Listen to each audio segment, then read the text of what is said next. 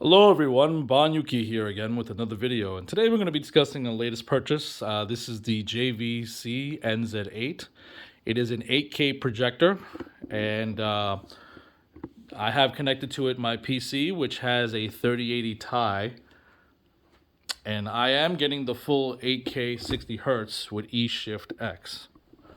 So let me just throw that down there so you guys can see. So you're getting your native 8K, and right now I have the GPU scaling modes on.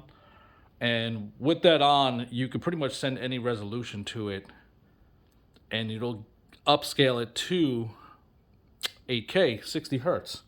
And the reason why I'm doing that through the GPU is because the way JVC says that this projector operates, its fastest input mode happens to be 8K 60. The projector does support a 4K 120 Hertz mode, and I did try that out, and I'll be honest with you, I didn't really feel the difference in the input delay between 8K 60 and 4K 120. I only tried a few things. I haven't tried any any combos or anything like that, anything truly extensive. But the reason why the 8K 60 mode is supposedly faster, or at least it's what people think, or people think why it's faster, is because when it's running in 8K 60, it actually is running in 240 Hertz. The panels are using something called E-Shift X. And E-Shift is something that JVC has had for a while. My older projector, the RS400, it had the ability to do E-Shift, and it was okay. I mean, it took a 1080p panel, and it, what's the word I want to say? It kind of like shifted the pixels up and down or diagonal or something. It was like a two-way shift, and it turned that 1080p image closer to something that's halfway between 1080p and 4K, and it was convincing enough. People would come over here, and they had the grade called faux K, like FAUX, like the French say.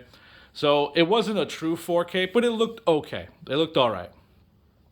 This projector does something similar, but it's better because instead of doing a two-way shift, it's now doing a four-way shift. So I am getting the full 33 million pixels on the screen.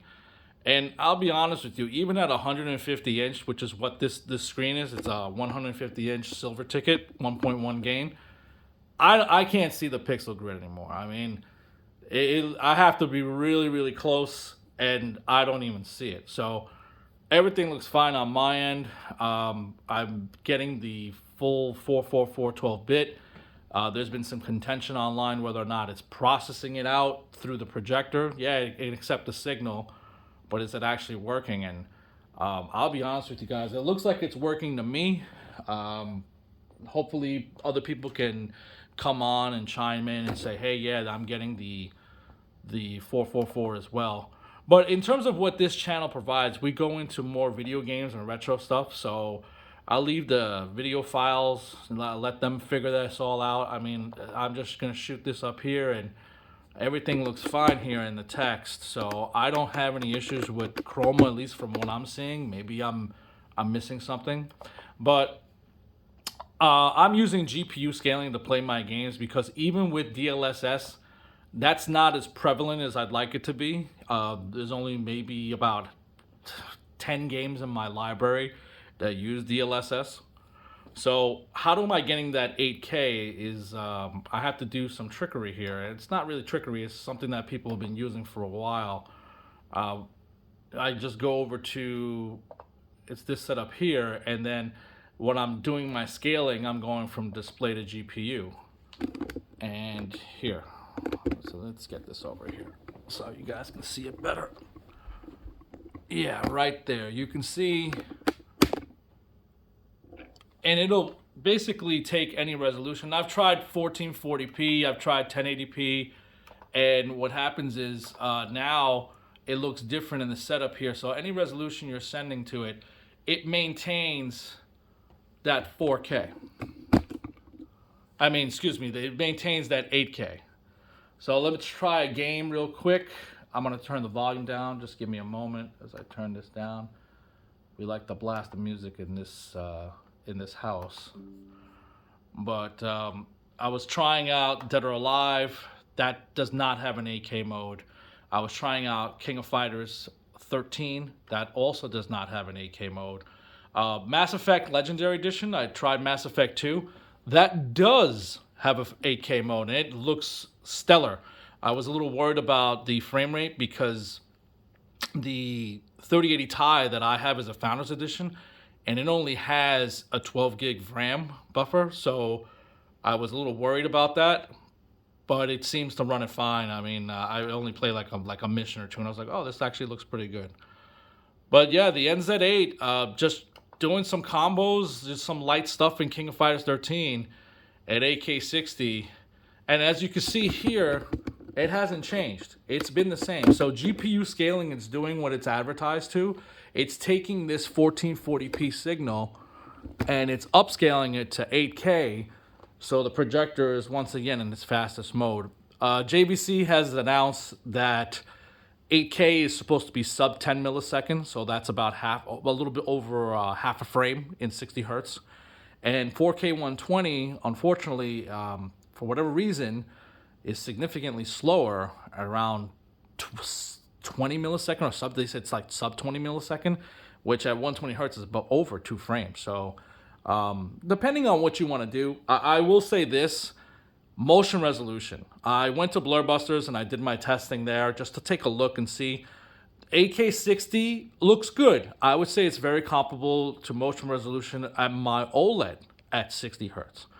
Not great, but also not terrible. 4K 120 did look better.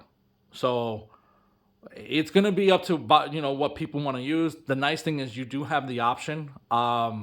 Depending on the games I want to play on this thing, I'll probably stick to 8K 60, just judging. I mean, a lot of the games I have don't really need high frame rate. But for those high frame rate guys out there, I'll be honest with you, you can probably get one of the DLP's 240 hertz projectors that are going for sub $3,000.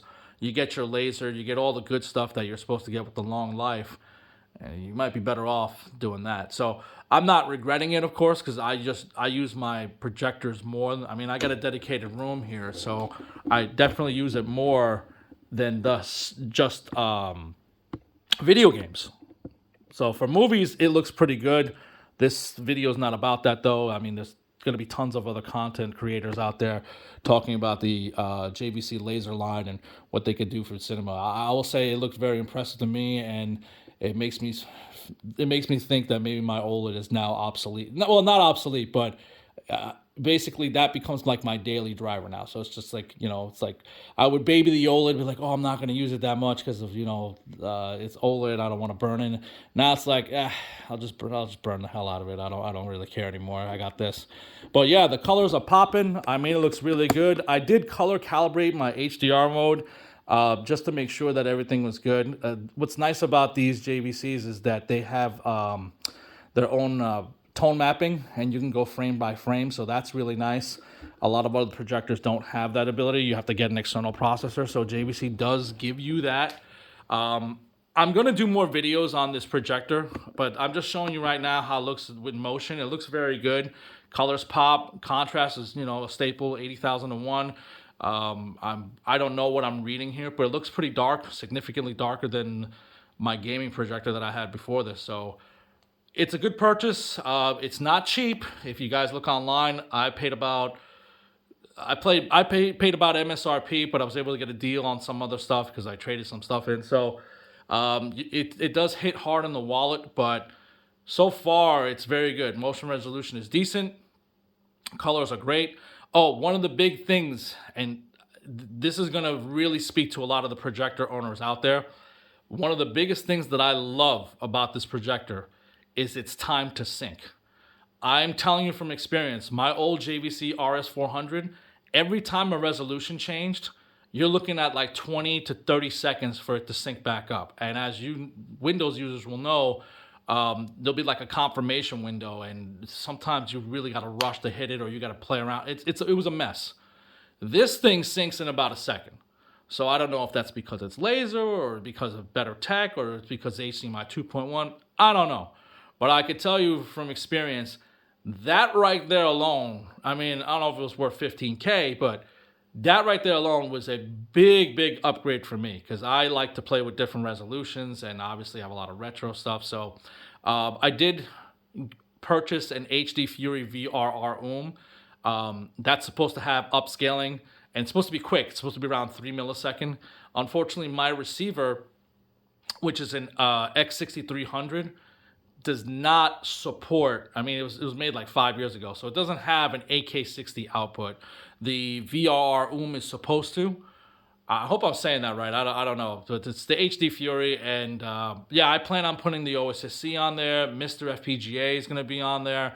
I'm going to throw some sub 4K content on there and see how it does with lag, of course, but I expect it to be pretty decent. I mean, is these things are getting better and better, folks, and I'll always have love for the CRTs. Don't get me wrong. I mean, they'll always be there. I mean, they're too heavy to move around anyway. Believe me, I brought these upstairs, and especially that JVC there. So it's funny because like I got the latest JVC projector, and it's next to an old 2004 36-inch JVC IR TV, which actually looks pretty great when you send it a 240p image. But yeah, this is just a quick overlook on it. Like I said, I'm going to make more videos once I start getting my other hardware so I can actually put some retro stuff on there. And I know some of you might be saying, well, why would you play retro games on a 150-inch screen? And my only answer to that is because I can. Anyway, folks, have yourself a happy holiday. And if you guys have any questions or comments, please hit me up, and I'll try to do the best that I can. But yeah, I'm going to go and watch some movies now. Thank you.